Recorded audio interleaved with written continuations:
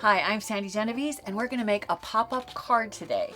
If you look here, you can see that I've themed this one sort of for springtime or Easter with a little chick. You'll notice that I haven't said anything like Happy Easter. That's because I'm going to turn this into a birthday card for one of my girlfriends who happens to be my age. So you can see all the chicks on the inside. I'm going to say something about we're not spring chickens anymore, or the chicks rule, or I'm not even sure what I'm going to say. But the idea is once you create the pop-up tabs, you can decorate it for whatever theme you want. So this one is going to be themed with chicks. And we're going to start on how to make the structure. So basically, I started with a piece of paper, or cardstock actually, craft colored cardstock. And this is 6 inches wide by 8.5 inches long. And what I did is I just folded it in half to give me the card, the basic card size. Now it's time to actually cut the tabs, and the tabs are going to be cut out of this folded edge. And what I've done, I don't normally do this, but I've marked with pencil just so you can kind of see where we're going to go with this. So what you're going to do, and if you want to, you can start out by using a pencil line to mark where these tabs are going to go. And what you need are 2 parallel tabs the same distance. If this is 1 inch, then this one needs to be 1 inch. And how far apart they are is based on what you're going to put onto it and if you're going to cut more pop-up tabs out of it. But basically this first one is roughly 1 inch long and 1 inch wide. This one is roughly 2 inches long, my 2 parallel lines, and about 1/2 inch wide. And this one is about 1.5 inches long and about, I don't even know, maybe 1.5 inches or 1 3/4 apart. So this is the fold line. I'm going to turn it so I can cut right on the fold, and I'm going to cut all these lines at once. So I'm cutting only along these vertical lines, and I'm going to leave it. I'm going to go ahead and cut along the next set of vertical lines. And like I said, how deep these cuts go are up to you, but the 2 that are going to be attached to each pop-up tab need to match each other. So in this example, if this one is in 1.5 inches, then this one needs to be in 1.5 inches, because the next step is going to be to take and fold. And if you want this to be a straight line, you want both of your cuts to be the same distance. So I'm going to fold that. This one that I cut both of those, I'm going to fold this. And this little guy that was 1 inch by 1 inch by 1 inch, I'm going to fold it. So when you look at, you can see now the varying depths of the card. Then after you folded them, you're going to unfold them and then take the card, open it up, and with your fingers, I'm going to pop each of these out. So I'm going to pop it, I'm going to pop it, and I'm going to pop it. So now that they're all wanting to fold this way, I'm going to just use those lines to fold, and I'm going to try to do so you can see so how it's folding like so. And I'm going to go back and reinforce all my folds, because sometimes I'm reversing the fold that was the first fold attempt. So at this point, I have 3 tabs that I could use to place my chicks. So if I want to place a chick here, and a chick here, and a chick here, that's fun in itself. But people ask me all the time, how do you get all those height, all those extra layers? And it's because we can go back in and we can pop more tabs out of these tabs. So if I take this, and I'll mark it with my pencil first, I can cut another tab out of this tab by I'll do it with my pencil. I'm going to come in maybe 1/2 inch, and then I'm going to do wide enough so I got plenty of room to fasten those little skinny little bird legs. So I'm going to cut out, and if I turn this to you, you'll see I'm not cutting the whole thing out, not the whole stack. This is going to remain the same. I'm just cutting out of the top fold. So I'm going to have to turn this so I can cut directly along those 2 lines. And I've got those, and once again, these two cuts should match each other. If I wanted to, I could cut another little tab out of this one. I don't think I need to show you a second time, but the same process happens. I've cut the two tabs. I'm going to fold and then unfold and open it up and pop up this last little tab. See how now it pops? And then close and reinforce all of those folds. So now look, see how you have a little step up. You have a pop-up area here and one here. You can keep doing these on all of these pop-up tabs. And if you look at one, look at all how I've cut different depths. You can just go crazy with how many places you want it to pop. And now it's a question of adding things onto these pop-up tabs. So I thought I would bring this up and show you. Basically, this is a die cut, and I've gone back, I've cut it out of yellow, and in order for him to have blue eyes, I've taken a little swatch of blue and I'm going to place it just behind his eyeballs. And I've taken a little piece that pops out his beak. I've cut and I've shaded it with a darker color. And I'm going to place this right back into the opening. You can see it started off as a little slightly deeper shade of yellow. And I'm going to take just a piece of regular tape and I'm going to tape behind here to hold these guys on. So when I turn it over, now you can see he's got blue eyes and he's got this little colored beak. The other thing that I did is I added some color just with a marking pen to his legs. I'm just using the marker to do a little bit of shading in order to create some dimension on his cute little feet.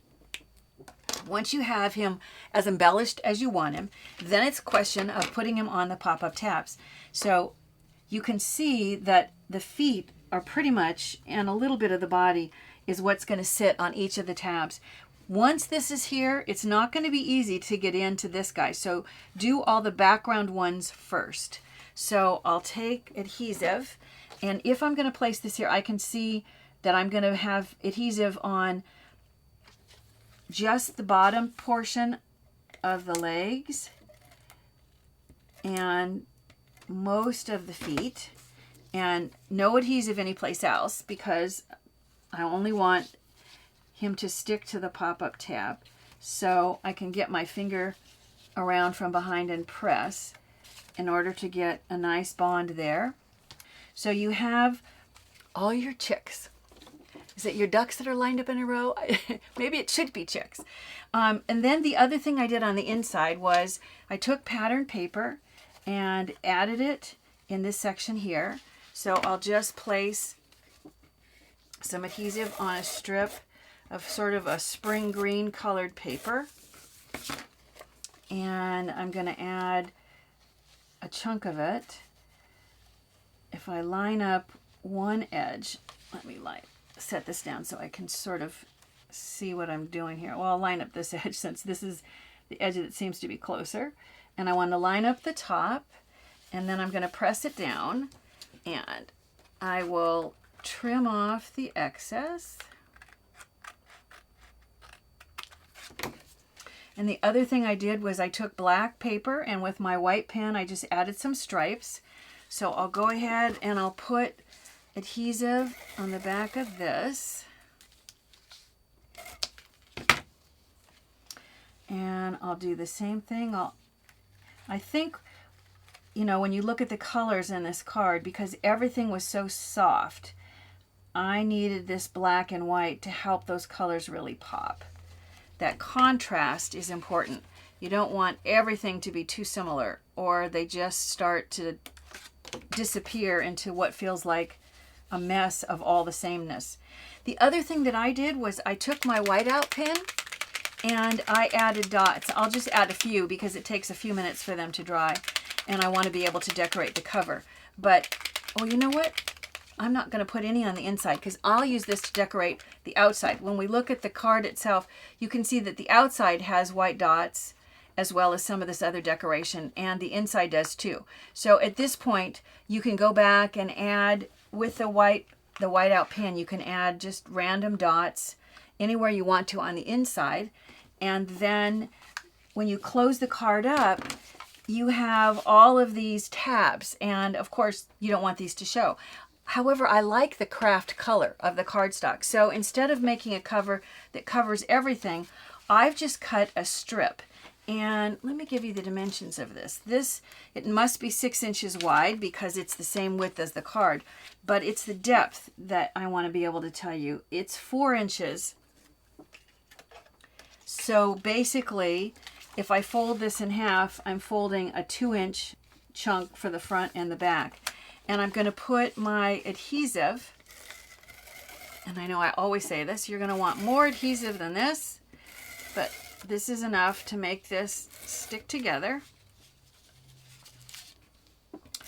And you want to be careful that you don't put adhesive in these openings.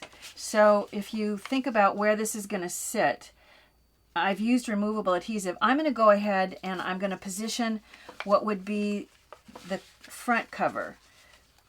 But before I wrap it around to the back, I'm going to rub off any of the adhesive that sits behind those chunks. So the pop-up tabs. So let me see if I have this lined up where my folds sort of match each other. That's pretty close. So before I wrap this around, I want you to see what I mean. I don't want adhesive exposed back in here. So what I'm going to do is, while it's like this, I'm going to remove the adhesive from this section, the pop-up tab section. And what it would have been better to do, especially if you don't use removable adhesive, then get rid of all the stuff I just rubbed off. Put your adhesive on the bottom and on the sides, and maybe don't even worry about any along the fold line, or just, you know, in the places that you can see are clearly not going to be where these tabs, where these notches are cut out. So now I'm going to fold this around so that I have, and this basically ends up being a nice way to cover up those tabs and make the card look finished, but it allows this to still show. So at this point, I'm going to take, and I'll just add, I'm only going to add a couple of these, but just so you can see how easy these little guys go. And I like them to look random, so I purposely don't have a pattern. I just start creating dots. And if I bring up, so you can see that for the outside, for the inside, if I bring up my original, you can see that all that I needed to do then is add a little band of the same green paper that I had on the inside. And I have one more chick that I've put on some ivory or cream colored paper that's matted with yellow, so that it just is a fun looking card on the inside and the outside. And like I said, I haven't even decided exactly. It's going to be a birthday card, believe it or not. But yours could just say Happy Easter if you want to use the chicks for that. There are so many possibilities. I thought I would show you lots of other options for this technique. Once you master the pop-ups, and it's so easy. It's fun. Look at how this one, I haven't even created a cover, but you can see all the tabs that are cut out, how many places I've cut into those pop-up tabs in order to create these kind of wobbly circles that create very modern looking flowers. So that could be thanks a bunch. And then look at, I have this whole stack. Here is one, and this one I put the pop-up tabs in just the same places. It's a thank you card, just to say thanks.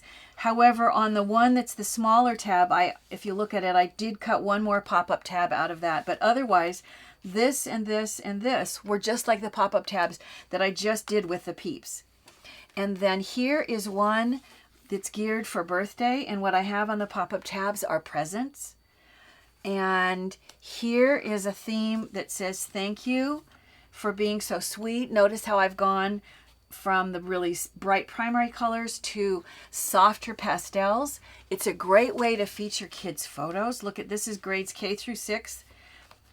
And this is Christina. And even if you think you'll remember later, you probably won't. So label which photo is from which grade, but the photos are great to put on the pop-up tabs, those little baby cume folder photos. For St. Patrick's Day, which is coming up, you can take hearts and combine those hearts in groups in order to create shamrocks, like you can see that I've done to create a St. Patrick's Day card. But once again, where the shamrocks are just attached to the pop-up tabs.